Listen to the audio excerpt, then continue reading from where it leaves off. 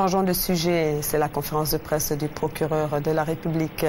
Le mardi 29 novembre 2011, l'ancien président ivoirien, M. Laurent Gbagbo, a été transféré à la Cour pénale internationale à La Haye. Comment la CPI a été saisie du dossier? Le procureur de la République, Simplice Kouadio Kofi, était face à la presse pour donner quelques explications. Le compte-rendu de Charles Niaoré.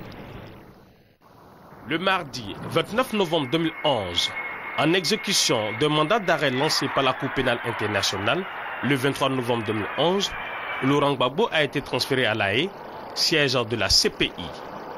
Suite à cette action judiciaire, le procureur de la République, Simplice Kouadio Kofi, était face à la presse pour éclairer l'opinion nationale et internationale sur l'intervention de la CPI dans une affaire dont la juridiction nationale s'était déjà saisie.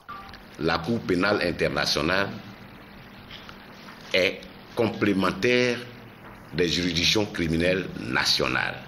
Dès que des événements graves surviennent dans le pays, elles appellent immédiatement la CPI à la rescousse. Ainsi, le 18 avril 2003, sous la présidence de M. Laurent Gbagbo,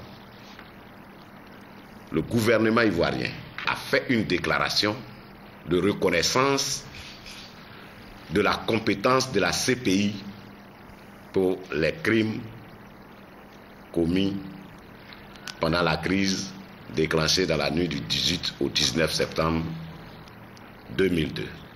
Le 4 mai 2011, le président de la République actuelle a adressé une correspondance au procureur près la Cour pénale internationale pour lui demander d'ouvrir une enquête indépendante sur les crimes qui auraient été commis pendant la crise post-électorale. Cette enquête a été autorisée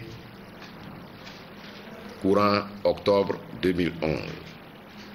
Et c'est cette enquête qui a abouti au mandat d'arrêt décerné par la chambre préliminaire de la Cour contre M. Laurent Gbagbo.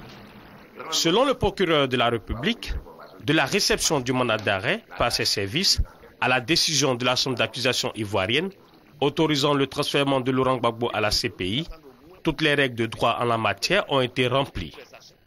L'ancien chef de l'État est accusé par la juridiction internationale de crimes contre l'humanité.